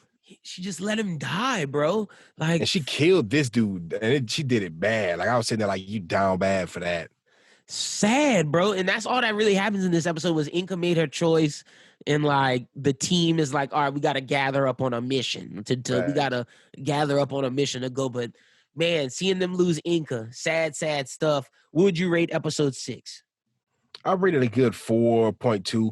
I did like it. I liked it whenever Shinra finally he pissed off. He was like, I'll kill you. I was like, oh shit, Shinra's really about to kill something. So I was like, calm down. Shinra getting annoyed. Oh, also, this is episode, it wasn't the next one. This is where I wrote down time to build on the world. The world, like we realized that their world used to look like ours, but then the great cataclysm happened, and now it's just a bunch of different separate islands and whatnot. We're about to leave Tokyo to go to the Chinese peninsula, and whatchamacallit, I'm gonna say this for the next episode. But we also see Joker in this episode. I thought it was interesting that Licht was like, I'm going with him on this expedition. And Joker was like, bro, I want to come. And Licht was like, it's hard to transport. He was like, you should have been a Fire Force member. And he was like, maybe I should have. Well, I wonder if that hints to Joker's past, or if I wonder if Joker's going to try to join in the future. I think it's his past. I think it goes back to the connection with Burns, but it was dope seeing Joker because we haven't seen him it was dope seeing Joker for the first time in this season. Yeah, exactly. I also hate that Tamaki went with them as their like sister. Like I wish they would have took the real sister with them and left Tamaki with Captain Obi. She hasn't done anything bad yet, and as long as she's a sister, that means they're not going to be setting her up for any big fights. So she's just going to be there. She's just praying, let home. She's going to be there to do some etchy and fucking pray some shit away. You know what I'm saying? But hopefully she don't annoy. Like she might ruin some situations, but so far she's been. I must admit she's been pleasant so far, or at least excusable. What do you feel about the world building? Because I feel like we could go to America. I feel like we could go to Europe. This puts Fire Force on another level. Especially, I like seeing that a lot. Especially with what we see in the next episode. Like before this, you just see Fire Force is like kind of an isolated area. You see like this city, this one little area. You see a couple different cities. Yeah, exactly. In this random country. But now you're seeing this whole Chinese area, the Japanese area. So hopefully we get to see more areas, like you said, maybe U.S., maybe Australia, wherever they feel like going. I want to see some traveling around this world because the shit that they're seeing where they at right now is already thrown off. And I could see a war arc coming because we already see they have a military, like they're going on their military battleship, and there's like, we can't interact with them because we are the Fire Force. We have a specific task at hand. So like, I want to know what's up with their military. It's just setting up a lot of interesting things. And then we meet the team that's going on. So let me give all the let me give the team members name, but we got Shinra, we got Arthur, we got Tamaki, we got Ogun. Shout out to my boy Ogun. Love seeing him in there. Ogun Montgomery, I believe that's his name. We see who Juggernaut. Juggernaut's on there. Who else is on that squad? What's the lieutenant's name? I don't know. I don't know the lieutenant's name. But the homie that blows the whistle, that guy, he joined the squad. That dude is funny. And I love how Ogun was like, bro, you gotta say the real shit. Like, what are you doing? Like, you're clowning. Like, you're absolutely tripping. The little team is hilarious. So that shit to me was pretty funny. Yeah, I'm gonna learn the rest of their team's name, but super dope shit to just see everybody going on that little mission. Oh, and they have Licht. Licht is there as well. Oh, wait. Here we go. I think I have his name. Captain Pan. Yeah, his name is Pan. So Pan's that, I think that, yeah, Pan's his guy. He's the one who taught Shinra and them at the academy. So we got Pan, Ogun, Licht, Arthur, Shinra, Tamaki, and then Juggernaut as like the liaison. Oh, and we got somebody from Company 2 too. We haven't seen him though. He's just someone from Company 2 that they sent with him with the little green jacket. So we got. I definitely do like the characters from the other companies because they're adding some more flavor to the world building and shit. I feel like it's like different villages in Naruto. You're seeing different pirates. Yeah, different pirates. Like you're just seeing different little cliques, and I like that. I like seeing the world get built like this. You get more characters. You get to see this the shit open up a little bit. Yep, I'm giving this a solid 4.5. Solid 4.5. We're learning about the world. We get the new team. We get a new direction. We got a Joker a Joker sighting. Fuck Inca. I'm giving it a solid 4.5. What you giving it, Chrissa? I'm gonna give it a solid 4.344. But I really like the animals talking too. Like I like a lot. Oh, that's next episode. Oh, that's the next one? Yeah, that's 7. Well, I did like this one. I give this like a 4. Well, I might give it more for the beginning shit too with the Inca. Yeah, and when Sharon just straight punched Shinra in the face, Shinra just took bro, the he punched bro. The fuck, like bro, that was his first loss. Out of Shinra. That was his Shinra flipped like 6 times. Shinra took a major L right there, bro. It was like, all right, Shinra, it's time to get strong, partner. I give it a 4.5. I give it a 4.5, 4.6. You know what I'm saying? That's what I'm saying. Solid 4.5. This episode was great. The next one we have is episode 7, The Road to Oasis. The task force arrives on the Chinese peninsula and sets off through inhospitable territory towards a spatial rift they hope will provide answers they seek. They pick up an unexpected companion along the way who agrees to be their guide. This episode, this is where we see they meet the mole and the crow who can speak. We're in this different land. They have fire control and shit. But I thought it was interesting. Wait, let me write this. Okay, so we see the terrain was affected by the Great Fire. I like that we see Ogun's power with his fireboard, and we see him make all those different flame daggers, and he can throw them. I wonder if he can grab them and fight with them. Like, I really love Ogun's powers and his look. Like, I love that he's like riding on a board, and I love the fact that Arthur and Shinra are rivals. They don't seem like friends at all. But when you see Ogun and Shinra, they are boys. Like, they gave each other high five. Yeah, literally. They were chilling on the boat together. Like, they were chilling outside looking at the infernals, which we're going to get to. Like, I love the fact that Ogun and his friend, they may be rivals, but they are homies, and I love it. Also, the scene where Ogun and Shinra are looking out and they're talking to the crow, and they see all these infernals, and they realize that if you don't kill an infernal can live there for like 200-something years, and they had thousands of them. And that just leads me to think like, oh, America's going to have some. They're going to have some in Europe. These infernals are everywhere, and they're going to have to travel to stop them and to put these people to rest. So it's like, yo, that shit is crazy. But then when we get to the Oasis and find the Amaterasu out in the open in the Oasis, and the Oasis is like this classic city, I was wondering if it was Hong Kong because they're in China, but that shit was nuts, seeing all that shit. What did you think of that shit? Yeah, they even like kind of said something about like it might be the real one, it might not be the real one. Even if it's not the real one, it's still suspect for it to be right here. That And means other cities might have had some. exactly, and I'm very intrigued by that as well. You feel me? Just to see what that's doing there, what that mean for what they about to do. You know what I'm saying? Because shit about to turn up. You could already tell. Like, I'm just glad we're out there in the field now. It's like we're not doing these home missions. We're doing these Oh, wait, big, yeah, we gotta you do know what some I'm saying? recon. And it's And like you literally lost. You don't know what's going on. And then when Shinra was like, "No, we gotta go fight all these people," and Lieutenant Pan was like, "Nah, bro, this a recon mission." And then when they find out it's dogs, it's like, "Oh, well, y'all should have told us it was dogs. We would have definitely killed these dogs off real quick." I know Peter was hot about that. Yeah, literally, bro. Peter probably sitting there like, boycott Fire Force. But to me, what I loved and what I wrote down was at the end when Shinra was getting told by his idola Link to protect the forest, and him and Lick were discussing like Lick was like, y'all could either be the devastation of the world or y'all could bring forth great change and bring back the earth. And that to me just shows that Akubo, because that's his name, I believe, right? Is Akubo. Uh, it shows his philosophy. It shows that the idola bursts are just like humans. We're tabula rasas. We're born with a clean slate.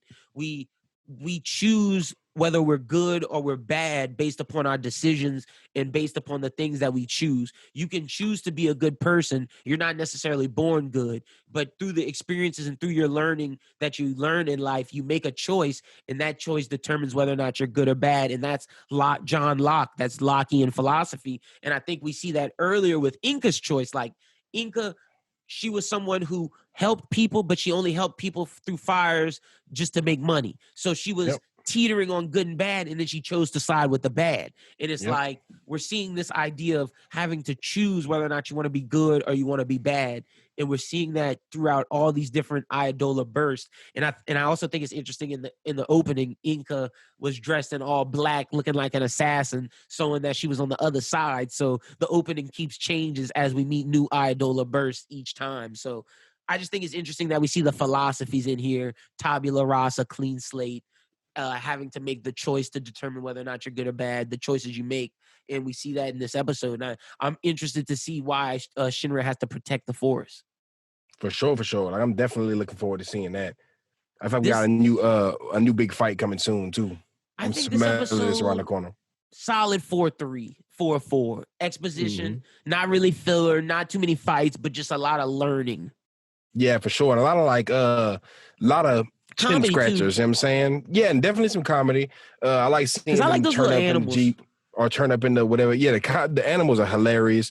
I love seeing them. Like, they was turned up on the little road trip. You feel me? They had to tell them to shut up and the bag pipe down. I love seeing the gang turned up. Fucking Licked was like, bro, I'm not trying to be tripping on moon dust. And Shinra was like, yeah, let me get it. Bro, I like seeing the chemistry between the characters. You know what I'm saying? They got like a good back and forth. I love seeing Odin as a part of the group now. Like him and Shinra's little. I love their chemistry. For sure. I'm loving seeing this, and I want to see it in action soon.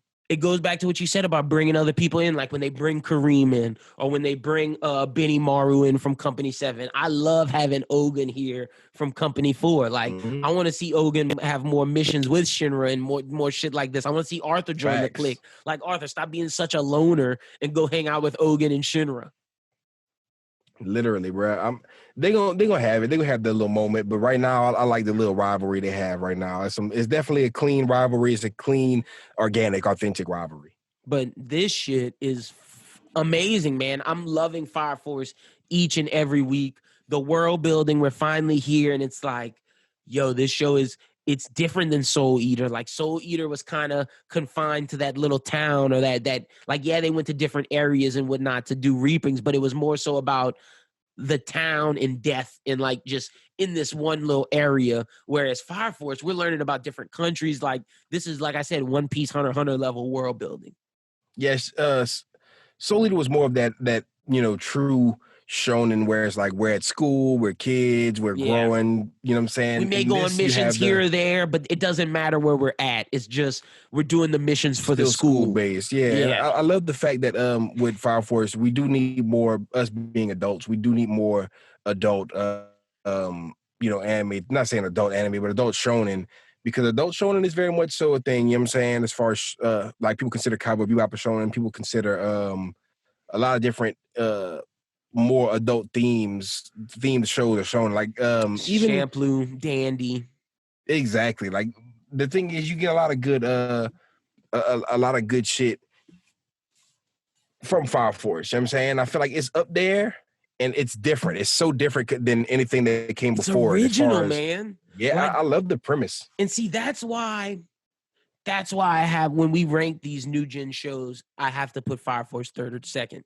Because it's like, I've seen demon killing, I've seen seances, I've seen like all this. Like, this is an original premise, and if executed the right way over these next couple of years, this will be phenomenal. Because you got to think, we still got to see Burns get into some action. We still don't know what's up with Joker. We still got to see Benny Maru do some shit. We still like, is the Evangelist the full long series villain, or is it just for this arc? And then when we get to the next arc, we'll have another group of villains. Like, it's like there's so much shit more left to explore, and it's like I'm just ready to. I just can't wait to see what Fire Force brings each and every time.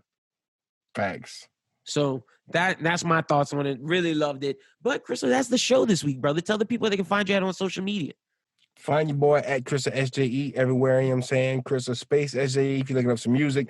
Just drop some shit with my bro Lamont. It's kind of political. I don't want to plug it too hard, but I definitely got some more anime tunes on the way in the bag. You did drop a RIP Kiss Anime, which I was like, bro, Crystal was quick on the draw with that. Bro, literally, Kiss Anime got shut down, and I dropped RIP Kiss Anime that night. Like I heard about it. I'm gonna put that on the pod. Bro, I felt play. I didn't even mix and master it, bro. This shit's just a raw edit. And I got like some bass freestyles about to drop too. The quarantine got me just fucking recording random shit. So, and like that was just a spur of the moment, like, man, rest in peace, Kiss Anime. I gotta pay tribute to them ball. Send that to me. We'll put that at the back of this. Facts, I got you. But y'all make sure y'all follow Crystal. Y'all make sure y'all follow him on Twitch, because I know there's streams coming, Rivals 2 coming on the way. Y'all make sure y'all just follow everything the boy got going on. A lot of good content. Y'all follow me at LynBWT. Follow Bros Who Think at Bros Who Think. Be sure to check out all of our recent content. We've dropped a lot. The Run It Back episode with Fade, the Dragon Ball Z Moro arc review, the Exogenesis review, and the latest episode of Bros Who Binge is out now on YouTube. Be sure to check out the most recent episode of Bros Who Think podcast, which is coming this Thursday. And we're going to drop some more videos this week and a new Run It Back coming soon. We're going to have an anime movie and a live action movie. Me and Chris got to pick the next anime movie, but I'm hyped for it. I think I'm going to convince him of doing a classic. And then gonna try to do a new manga video sometime this week. I'm gonna try to catch up on Eden Zero, to do that with you, because like I'm enjoying it so far. And like I said, I'm on chapter 5. I'm a speed read tonight. I'm a speed read tomorrow. So I'm gonna try to give you guys an Eden Zero video. Try to give you a Undead Unluck video. Try to do that, and then that'll lead you into Run It Back next week. So a lot of content on the way, but be sure to subscribe to the YouTube. But thank you to everybody who's listening. Thank you to our community. We love you. If you're listening to the audio version, come join the YouTube. Come look at us on YouTube. Or if you enjoy it, cool, stay with the audio. But thank you to everybody in our community. We fuck with you guys. We love y'all. We want y'all to pose more questions, more discussions. We want y'all to lead the conversation, and we want to have that with you guys. So thank you to everybody. But for Chris, my name is Lyndon. We'll talk to you soon. Until then, peace.